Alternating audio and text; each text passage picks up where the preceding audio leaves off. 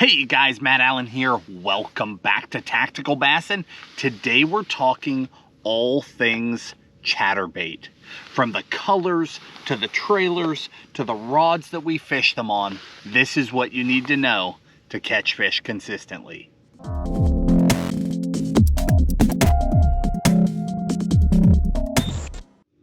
Over the last few years, a chatterbait has become a bigger and bigger player in my personal bass fishing.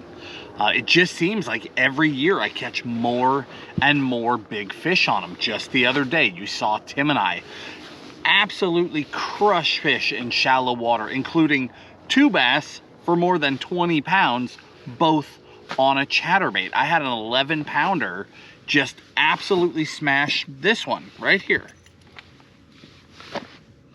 Height Delight jackhammer with a green pumpkin chartreuse 5.5 spunk shad on it. I mean, just an absolutely enormous bass committing to a bladed jig in shallow water. There is just something special about this style of bait when it comes to targeting big fish. They just work. So today I want to take an in-depth look at the baits, the trailers, the gear we use to fish them, because the more time I've spent with a chatterbait, the more I realize that subtle little things, color changes, different trailers, just seem to make huge differences in the number and the size of fish that I'm catching. So I want to do everything I can to convey that to you to help you guys be more successful. Now, not everybody wants all that information. I understand that. So for the guy that just wants the bare bones basics, like here's 2 entire boxes full of chatterbaits. This one is labeled chatterbait. This one is labeled jackhammer. That should tell you something. With that many chatterbaits, there's got to be a way to simplify it, right? And there is. If I could only have one, it would be a 1/2 ounce green pumpkin shad jackhammer. That guy right there. If I was just going to pick up one chatterbait and just let that be the one, it's that guy, just very natural looking. And then, you know what, I have one tied on. Except this trailer is the 5.5 instead of the 4.5. But that is a 1/2 ounce green pumpkin shad jackhammer with the spunk shad in the sexy shad color on the back of it. Now this is the 5.5. If I could only have one, it would be this jackhammer with this trailer color, but in the 4.5, just a little bit smaller. That is just something that I can rely on day in and day out, everywhere, to catch fish. So if I could only have one, it's that one. Now with that said, we're about to head down the rabbit hole, because there are so many different kinds of chatterbaits, and not even talking across brands. If you go across brands, bladed jigs is an enormous category. I pretty much stick with Z-Man actual chatterbaits myself. I've just got so much confidence in them. I've caught so many fish on them. But trailers, that's a whole nother animal. I've got 4 different styles of trailer that I use. Let's start with the chatterbaits themselves. Okay, I already said if I could only have one, it's a jackhammer. So obviously the jackhammer is my bread and butter, and it is. And it's easy to see the colors I throw most because they're the ones that are almost empty. I throw a lot of green pumpkin shad. I throw a lot of black blue. I throw a lot of bruised green pumpkin, so much so that I'm out of them in the 1/2 ounce. Springtime, we throw a ton of that guy right there. I mean, look at this paired up. Fire crop paired up with that bright, bold 4.5 spunk shad. Just deadly, deadly in the spring. So if I could only have one, it is a jackhammer. And the reason why, now the jackhammers are not cheap, and that's why I want to talk about it. The reason why a jackhammer is that they are so refined.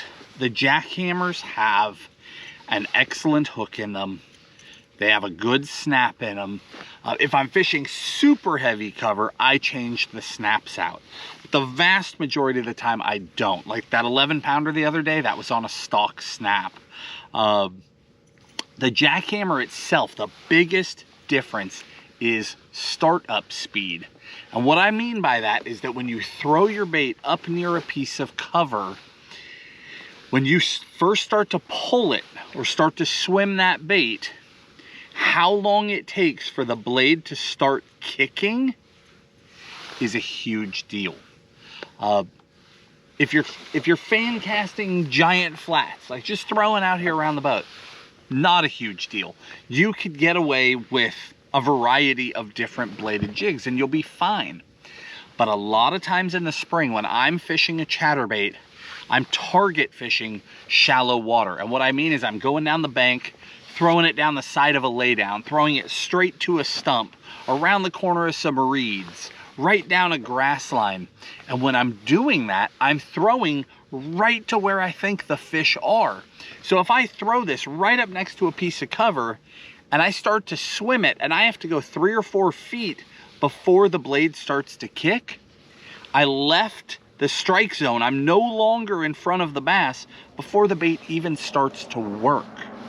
So the startup speed is everything, and the jackhammer is the fastest bait I have found, period, for landing and immediately having that blade chattering and doing its thing so that the bait is looking 100% right off the bat, right when I'm in front of the fish. That's everything. I mean, I'm not talking about it maybe getting me 1 more bite a day or 1 more bite every few days. When these fish are up on shallow cover, I'm catching 2 or 3 or 4 times as many fish as I would if I was throwing a bait that didn't start up right away. It's a huge difference. So it's up to you if the cost of a jackhammer is worth it to you. You know, if you're fishing a small body of water and you're just fan casting, maybe it's not. If you're a tournament guy, I mean, I won't make your decision for you, but money on the line is money on the line. You want a bait that starts now. And that, for me, fishing for big fish, it's everything. Now, with that said, there are some other options that are really, really good. That's my second box, simply labeled Chatterbait. In here, I've got big blades, customs. I mean, you name it, we've got them going on in here. Let's see. First up is little Mini Max. I was just holding a Mini Max. When the Mini Max hit the market, I freaked out. Like the Mini Max and the big blade, they came out at the same time. And the whole world was hyped on the big blade. I was hyped on the Mini Max. The reason why is there are so many times that I want to throw a downsized chatterbait, or so many times that I'm on a lake and I can see with my eyes that the bait fish are little. They're not 5 or 6 inches long.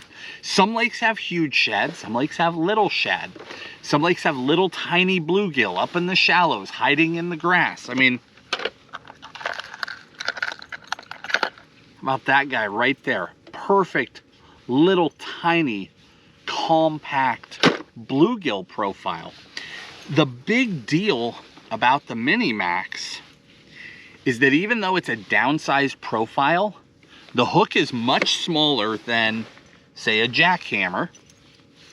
Granted, you can't really see that one because it's in the bait, but there, I'm just going to pull it out. We'll sacrifice a trailer for that.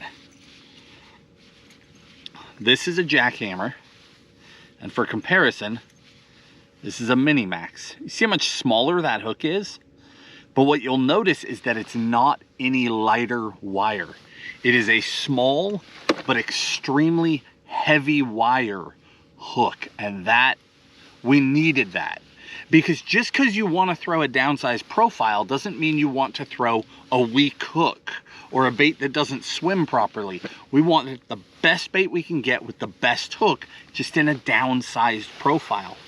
I have absolutely crushed with the Mini Max. And we're gonna get into trailers here in a minute, but so far in my fishing, the smaller size of the big bite baits swim on. So it comes in a 4.25 and then the 3.75. The 3.75 is the deal on that Mini Max for me so far. I'm always experimenting, but that's been the one. So we've got the jackhammer is my all-around bait. The Mini Max is a major player for me when I want to downsize. And then I've got two more for you. We've got the cross eyes,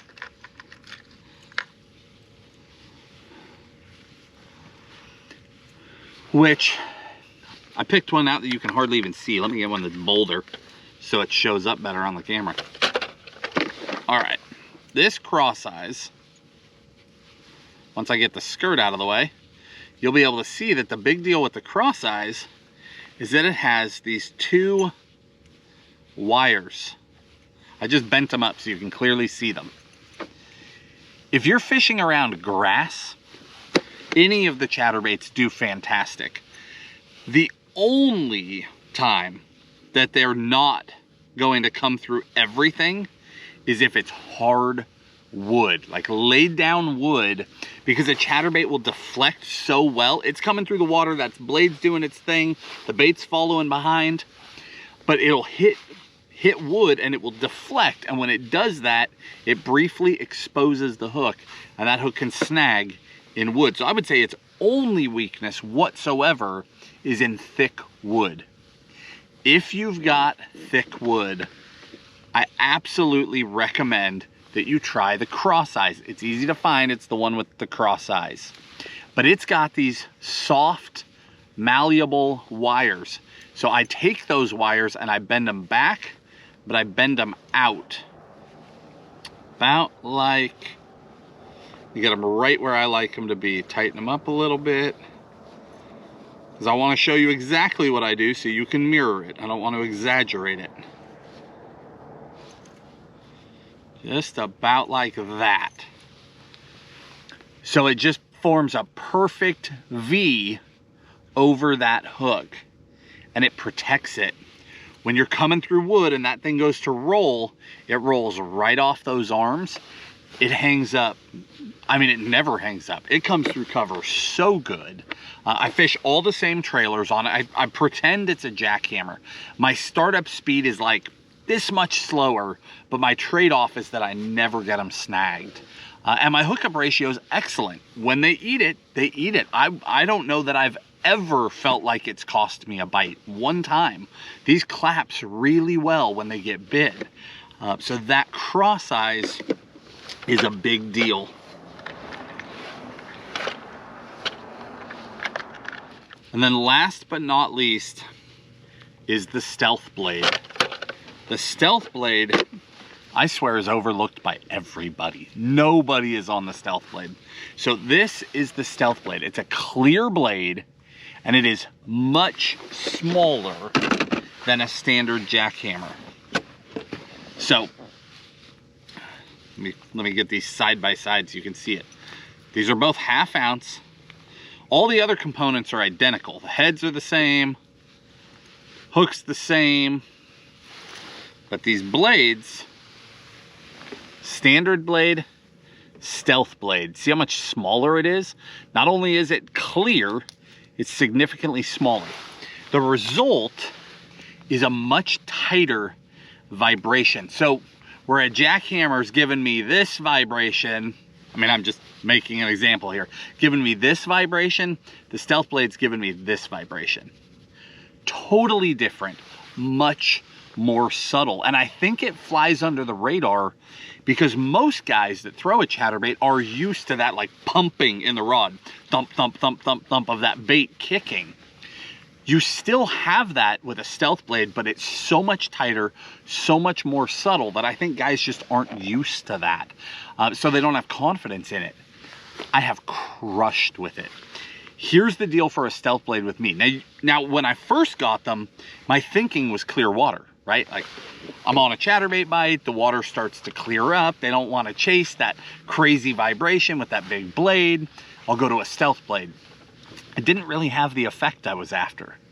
What I noticed is that if I'm on a fishery and I'm on a good chatterbait bite and I start seeing other people throwing a chatterbait too, the fish have got some pressure on them, then the stealth blade just becomes the deal. That tighter vibration, that more natural presentation crushes, and it has nothing to do with watercolor.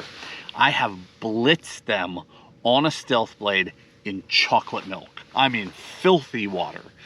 There's enough vibration there, they can still find it, no problem. For me, it is completely pressure driven. The more pressure that's on those fish, the more likely I am to go to that more subtle blade. And again, I don't see anybody do it. I never see anybody throwing a stealth blade, and I've always got one around. It's a major deal for me. So again, there's countless chatterbaits. There's countless bladed jigs. I mean, it's crazy. The category is enormous, but those are my key baits. Those are the baits that I rely on the most often. And then trailers. Let's jump into this a little bit. 4 different style of trailer. I'll start out with my main deal. My main deal is a spunk shad. It is not a secret. The spunk shad is made by Hog Farmer. Okay. It's a solid body, straight tail, very simple bait. In the hand, it doesn't look like much, but in the water, it's incredible. The way that this bait can dart and move and cut and dance is unlike anything else. It's just a remarkable bait. They come in a bunch of good colors. They come in like a 3.5, a 4.5, a 5.5, and a 6.5. That 4.5 and 5.5 are my main sizes. Here they are side by side to give you a comparison. This is the exact same size chatterbait, just a different size trailer. So you see the overall package difference. This is a 4.5 spunk shad. This is a 5.5 spunk shad on the same bait. So it's just a much larger profile. I do the vast majority of my damage, especially on big fish, with the 5.5. I just really like that size. But if it's not happening, or if I'm getting short strikes, I immediately go down to a 4.5. I think most people probably prefer the profile of a 4.5. I just have a lot of big fish confidence in that larger profile. So again, Hog Farmer makes that spunk shad. They make it in a bunch of great colors. I didn't grab this one by accident either. Their bluegill color, that natural bluegill, is so deadly paired up to any of the bluegill chatterbaits. Just an incredible color scheme. The other one that you just can't go without, Sexy Shad, is an amazing color. Their Ghost Minnow is an amazing color, but they've come out with an electric shad now. It's just, I mean, I don't know if you can see the flake in it or not in this light, but this color is dead on. It's perfect. I have so much confidence in electric shad. It's just such a good color, and that trailer is awesome. Now, with all of that said, Hog Farmer also licensed the spunk shad to Missile Baits. So Missile Baits also has a spunk shad, but they did it in completely different colors. Some of my favorites, this frosted purple is such a legit color. It's a very like iridescent white with purple hue through the whole thing. There's no flake. It's like a purple powder in the bait, and it looks way good in the water. This one, Green Pumpkin Delight. Like, here's the Green Pumpkin Chartreuse from Hog Farmer. That's what I caught that 11 on. Very similar, just a little more subtle. The missile version, you go from a green pumpkin to a little bit of chartreuse to that pearl belly. Just matches up with a bunch of different baits. It's really a good color. And then the last one that I just freak out about is Bruiser Flash. That's essentially a black blue with silver flake. It's literally this one right here. Get that out of the way. You can see that bright blue, but it's toned down, mixed with that black and silver. And that is just a deadly color combination. So again, the same bait, you just have way more colors available to you than you had last year, and you can really dial in your profiles with that.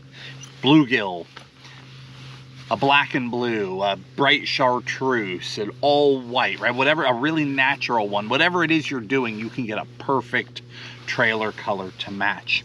Now, as far as colors go, I have some very strong opinions on that.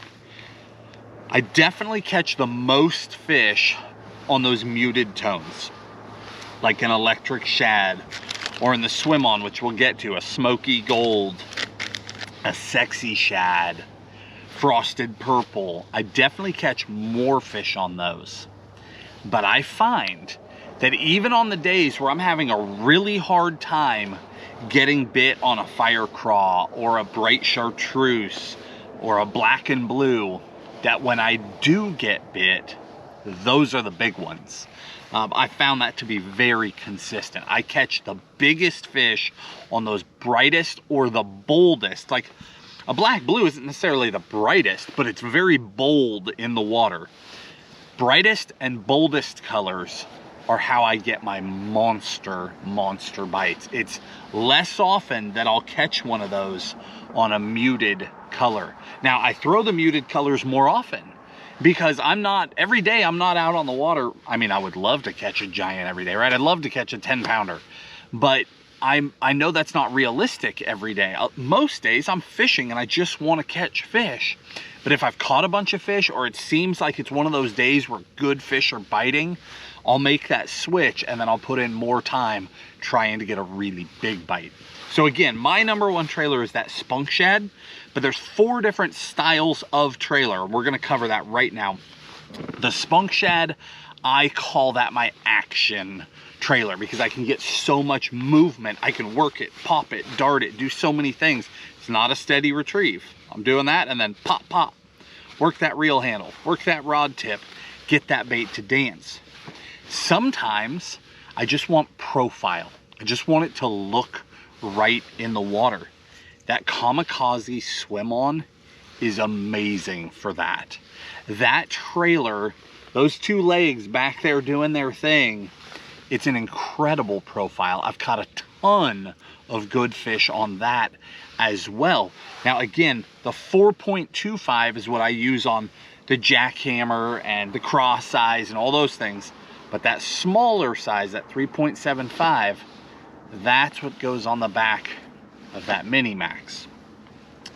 Again, profile, if you're trying to imitate shad, I tend to stick with those more basic profiles, more action oriented. But if you're trying to imitate bluegill and panfish, like if you're on a pond or if you're deep in Florida and your fish are chasing tilapia or bluegill or crappie, whatever it might be, that more full tail, that doubled tail with that full kick seems to work a lot better.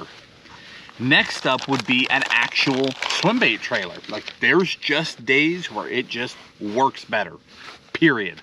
I don't know why, it just does. Some days a swim bait on the back will outwork everything else.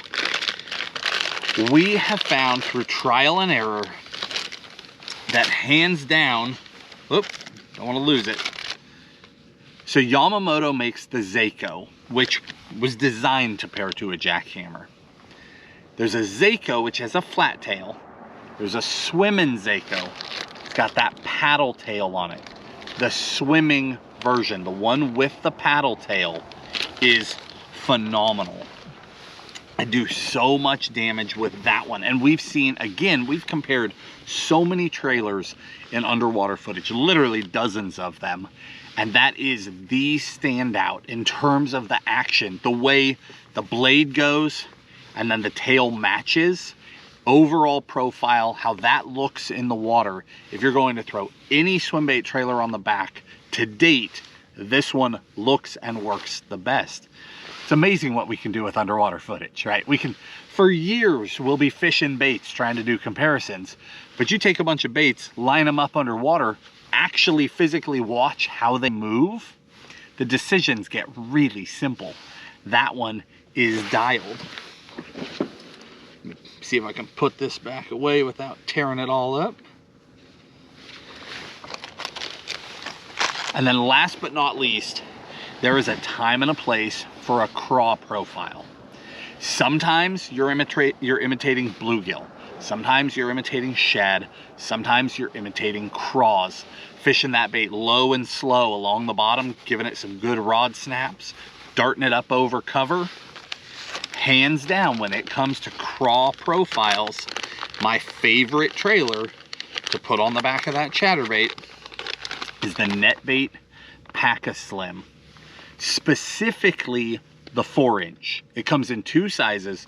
The 4-inch is the one that I have confidence in. I like the size of the claws on the 4-inch. I have plowed them with this exact one right here. That black shadow flare, those little blue tips on those claws. I have done work with that on the back of a black and blue chatterbait. It's just a killer profile. I mean, those tails are down there doing their thing, but there are dozens of craw profiles that'll do that, right? I mean, every company makes a crawdad. Lots of them are good. The reason why this one stood out and became my favorite is because these tails will break out. And what I mean is, I'm gonna look silly here, but they're back there kicking, right? It's pretty easy to get a bait to do that. You got dozens of options on the market. But all of a sudden, for seemingly no reason, it'll be doing this, and then all of a sudden an arm will wander out. They'll just mix it up right in this. I can't make both arms do different things. They'll both be doing their thing, and one will just take off and then come back in. Take off, come back in. Without me doing anything in the rod. Those subtle differences, those changes in cadence, it's much like a crankbait that'll hunt, right? You got a crankbait that's running, then all of a sudden it breaks out. That's your best crankbait in your box. That's why we fish with a spunk shad and we work it. We twitch that reel, do those pops to get it to break out of its cadence. That bait with those 2 craw arms, for no reason, just breaks out, and it's got that something magical, and it works really, really well.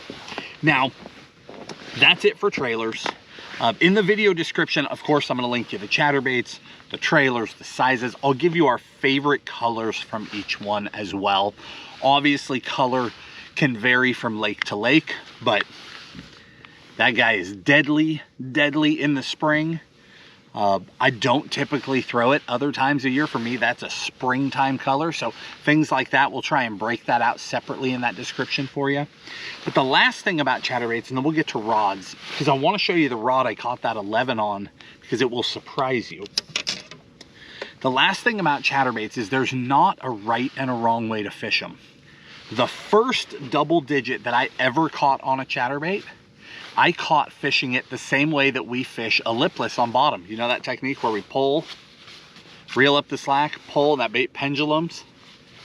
Pull, so it flutters up, falls down, flutters up, falls down.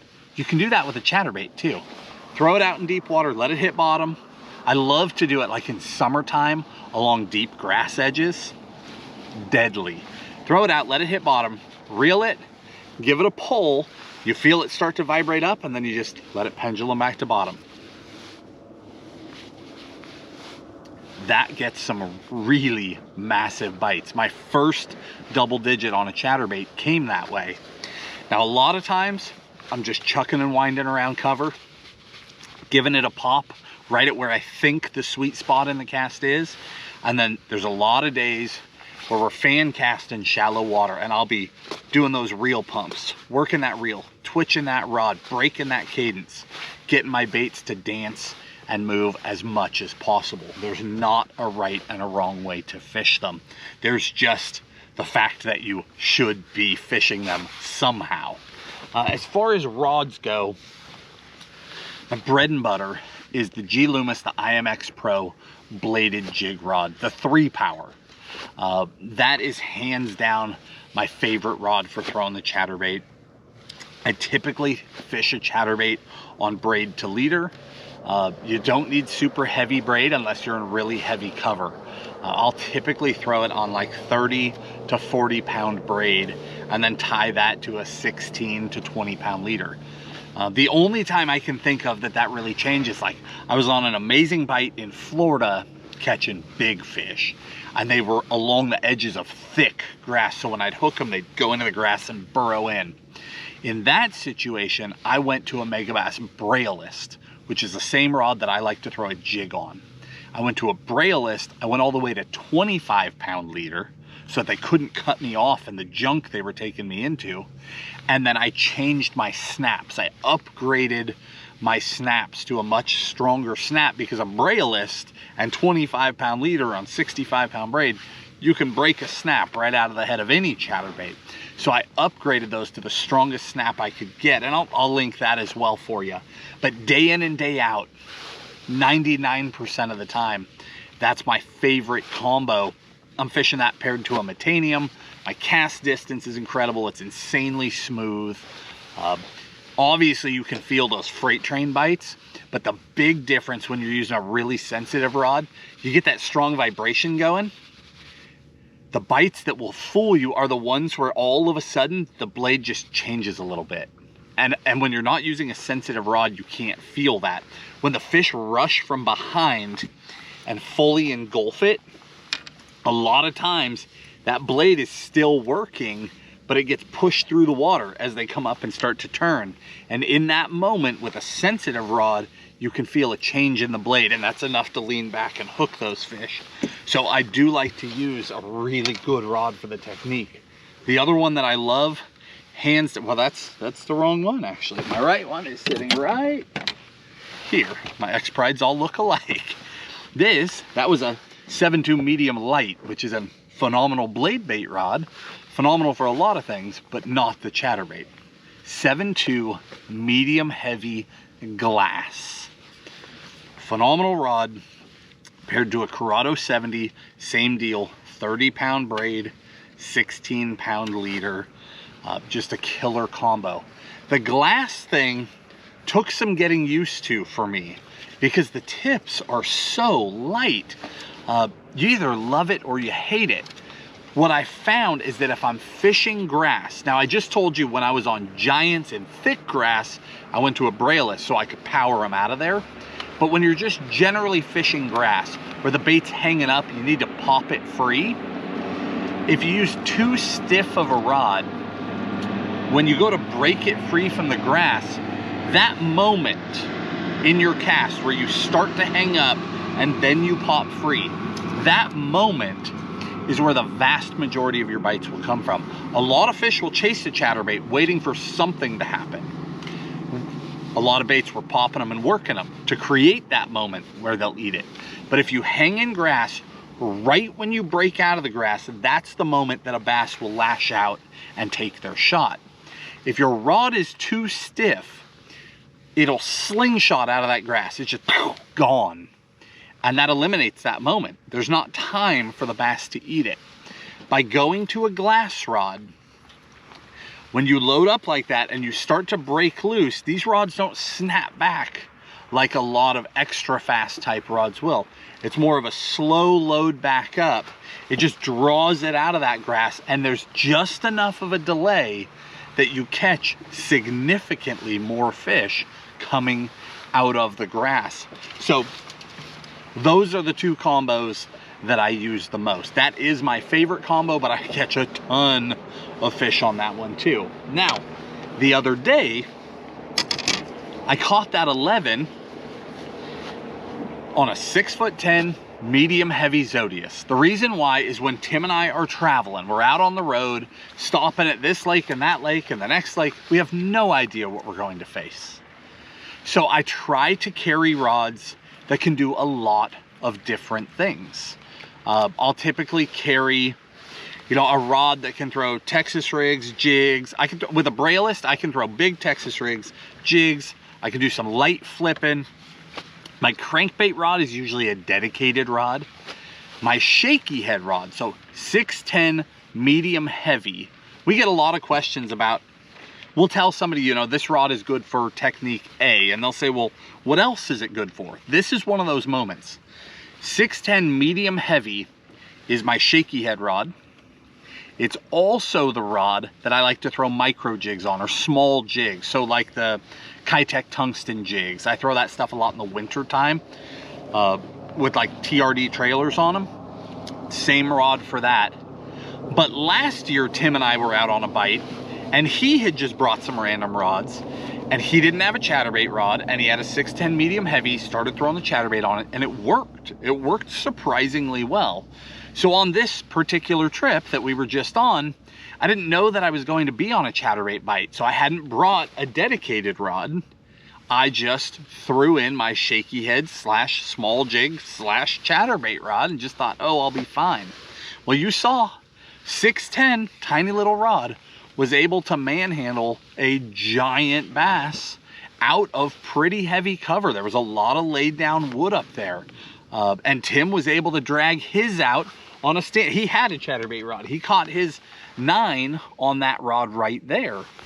So that is a great crossover application. So I'm not suggesting that you, all of that was to say, I'm not suggesting that you have to get a chatterbait rod.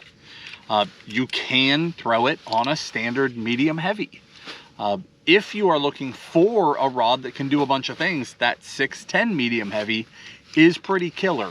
But if you're looking at a dedicated rod, I mean, if I had had my choice of when that bass was going to bite, she would have bit on one of these 2 rods, not on that one, but it all worked out in the end.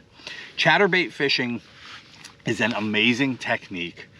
You can catch a lot of fish. You can catch fish in almost any situation, almost year round, and you can catch monsters. That's what makes it special. There's a lot of different ways to rig them. There's a lot of different ways to fish them, but all in all, we keep it really simple. Basically, I have 4 trailers. They're for different situations. On any given day, I'm only gonna have 1 trailer. I've got a few different baits, but again, they're for different situations. I've got my jackhammer as my bread and butter. I've got that mini max when I want to downsize. I've got that stealth blade when I need to stand out from the crowd. And I've got that cross eyes when I'm in that thick wood. And that's that. Really, the decisions are very simple. You don't have to own boxes like this, right? I literally eliminated 80% of this box for you already just by cutting it down. The rest is just colors because I'm fanatical. You don't have to do that. My main chatterbait is a 1/2 ounce. I throw that at least 90% of the time. The only time that I go heavier is if I'm bottom hopping deep water. And the only time I go shallower is if I'm fishing extremely shallow flats and I've got to stay up above grass. That's it. Then I go down to a 3/8. But all in all, 1/2 ounce jackhammer, put a spunk shad on the back of it in a color you like, and go. You can catch these fish. If you guys enjoyed the video, hit the like button, subscribe to the channel, and we'll talk to you soon.